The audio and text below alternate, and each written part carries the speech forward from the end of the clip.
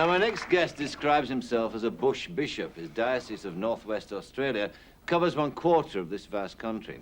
He spends 7 months of each year flying and driving around his diocese, preaching on lonely sheep stations, in dusty mining towns, and Aboriginal communities. It's a rare job for a singular man, and my guest is certainly that. He is, for instance, the only bishop I know who's a fully paid-up member of Equity, and who, moreover, has been known to dip sheep, play rugby, bless prawn boats, and once flew a plane, so he claims, by willpower alone. Ladies and gentlemen, Bishop Howell Witt.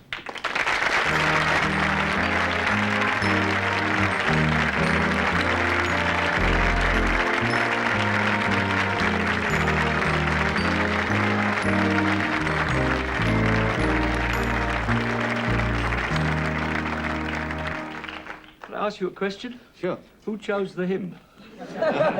Mr. Tommy Tico. 2 blokes up there taking a collection during it.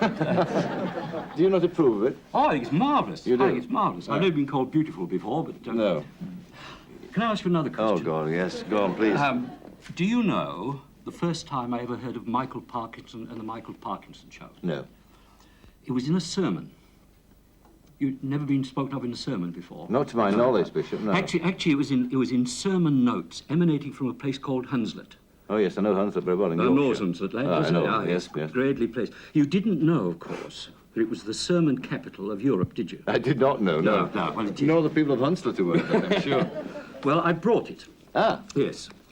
There it is, on the 5th of August, 1973, the 7th Sunday after Trinity.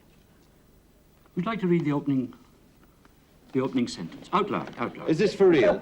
Of course it's for real. Look, it comes from the John Paul Press. John Paul. That's Press. right. It's honest. This was 1973. An Anglican establishment. On the recent transatlantic Michael Parkinson show, Bette Davis had a mild disagreement with the Mort Saul about his pessimism. Not very good, is it? It's not, it's terrible. And you can't imagine the people of Marble Bar saying, "Come on, tell me more, tell me more." Now, tell me about this diocese of yours. How, in fact, does your job vary from that of the more conventional diocese? Well, obviously, I can spend more time with people. I think a great number of my brother bishops down in the capital cities, in civilization, would spend a good deal of time in offices and doing administration. I'm very fortunate. I have a layman who does all my administration. And it's possible for me, really, to know all my clergy, all their children, and to go... My gosh. I can see those resignations coming in already. And so many of the people in diocese. I've taught in every school in my diocese. I've been to every sheep station, every cattle station. And this is this the dress, Bishop? This is what you go out in the main, is it? Into the I beg your pardon. I put my best suit on for this. Oh, sorry. Dear, oh dear. Well, this is how I normally dress. And what about the staff? Why, the staff? Yes. Well, I take the staff. It's very important. You must never forget that the staff is a shepherd staff, so I'm a shepherd.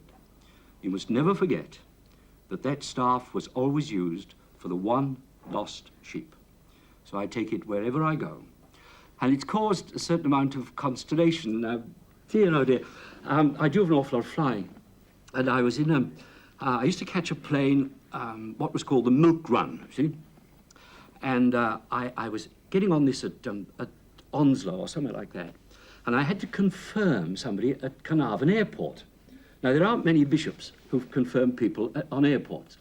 But I knew that that particular Saturday afternoon, hardly anybody got on the milk run. Usually it was just the hostess and I holding hands in the back seat.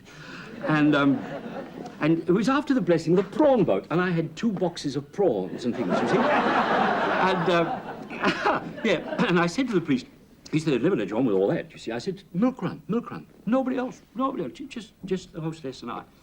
And because there was a direct flight straight to Perth. Unfortunately, the direct flight had sprung a leak, and everybody was on the milk run. So I sort of got on with all this stuff and my pastoral staff, because I was going to shoot off at Carnarvon, and I was going to dash off and confirm this pregnant lady at the airport while they were refueling the airplane, you see. And the place was heaving with people. So I got on, And I thought, well, dear, oh dear, I better start getting ready because I've only got 10 minutes or so. So I walked to the back, dressed like this, and opened one of my bags, and got out my white cassock and put it on, and walked down to the front. And by this time, people were looking, you know. What is he? Oh, is he a chef? Or all that sort of stuff. So I thought, well, what else can I do? I know what I can do. I can do my staff. So I sort of moved all this stuff and got the box out, and it screwed together, you see. Opened this, and the poor chap next to me was sort of looking, and I got this and started to screw that in and screw that. And you could see the look on his face. Hijacker, hijacker. See? The next minute would be over rot nest. But the great thing was we pulled in, and the Carnarvon airport was crammed with people, mostly Italian, very exuberant and so on. And there was this poor lass who was waiting to be confirmed. And so I put on my cope and mitre, marched into the airport, and people gabbling away. So I stood on the seat and said, "Quiet! I am about to confirm. Let us pray." What about, you mentioned the prom boat there. Why do you bless a prom boat? Oh dear, oh dear, oh dear. This also was in Onslow, and Onslow is a marvellous place, and I love these little places. And I was celebrating Holy Communion very early in the morning, I think before first light or something. And halfway through the service, two people came in, and they'd obviously never been in church before, and they didn't come and receive their communion. And afterwards, I was standing at the door, and they said, "You're the bishop?" And I was standing at cope and mitre, the whole lot, you see. And I said, "Oh, yes. We've just started prawn fishing, and we've got a new boat. Will you come out and bless it?" And I said, "When?" They said, "Can you do it now?" Sorry we were late, but we couldn't get the outboard engine going, you see, and we had to row. So I said, "Oh, fair enough." So there was this little procession, sun just coming up. The priest, dear old Ronnie Beard, the only priest I've ever been able to put my hands on his shoulders, you know, a little fella. Not so much a beard as a 5 o'clock shadow. And we sort of, so he was in the front, and the people from the prawn boat, and myself at last, this lovely procession going down. And we got into the boat, and I sort of sat in the boat. And the lady said to the man, "Give it a go, Bert, give it a go." And brrr, it went. And I hadn't started blessing yet. Brrr, there it was, you see. So away we go across the Indian Ocean. Have you ever tried clambering up a ship's ladder in a cope and mitre? No, sir. Oh, yes. Only a skilled man can do those sort of things. And sort of up I got and blessed everything. And the chap in the engine room was from Iceland. Isn't it fantastic? The people you meet up in northwest Australia, from Reykjavik. You know? So I blessed everything. They lowered me down into the boat again, and we couldn't start the engine. So they had to row. And by now the sun over the horizon nicely. So there was this marvellous pastoral picture, you see, of two people, and my priest sitting at my feet, and this venerable old gentleman sort of sitting there. And on the shore were tourists. Digging for worms, you see. And they'd never seen anything like this before. Whatever they'd been promised in the tourist brochures, this wasn't it, you see. Yeah. So I thought, well, they've come all the way up here. You can't let them down. So, and the boat pulled into the shore, and I got out and marched across the thing. I said, "Excuse me, is this Australia?"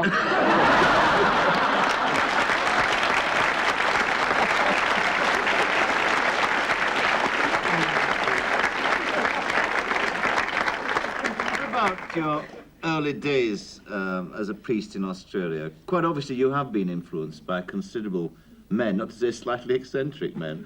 I mean, who were they, the bush priests who influenced you? Well, there have been some tremendous priests in my life. I did all my training in Yorkshire, and there were some fantastic men there. I always think, when we think of those sermons, for example, I always think of the magnificent man who taught us biblical theology. A fantastic man, the great Lionel Thornton, D.D. and Bar, you know, to the nth degree. A great, magnificent man who was lame, had this enormous, great walking stick.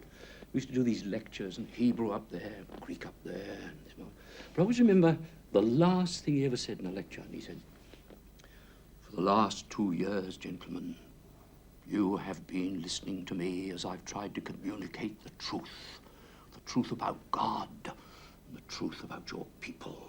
And in 2 weeks' time, you will be communicating that truth. and don't muck about with it. And I've never forgot that. I've never forgot that. The priest is a professional, and he can't muck about with it. He's dealing with truth. He's dealing with the truth about God and the truth about people, and he can't muck about with it. So he was one. And I had this marvellous man, William Morgan Davis, who I did my first curacy under. And I remember saying to him once about, could I play rugby, you see, on Saturday afternoon? And he always said, yes, of course you must play rugby. And, but you must always, any time you're not there on a Sunday, out, you see. Well, this was Welsh club rugby. And I tell you, there were some Sunday mornings when I would genuflect. And down I would go, and ooh, you see? And up I would come. And I always remember one Saturday afternoon when we were playing at home on the Red Shed Meadow. Oh, there was rugby there, boy. The Red Shed Meadow. Marvellous coach. Never mind the ball. Get on with the game. See? And all that sort of stuff. And there was a time when the opposing halfback sort of took all my eyelashes off. Zoom! Off they came. And our medicine man, yes, that's a good name for medicine man, because he was no good with bandages. And I never saw him sober.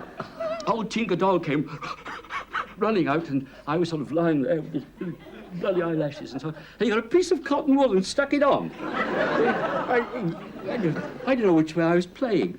And it was absolutely agony, but I had to be in church at 5:30 to say evening prayer. I had to be, because a priest is also a man of prayer. I've got to be there. And then I went to say evensong.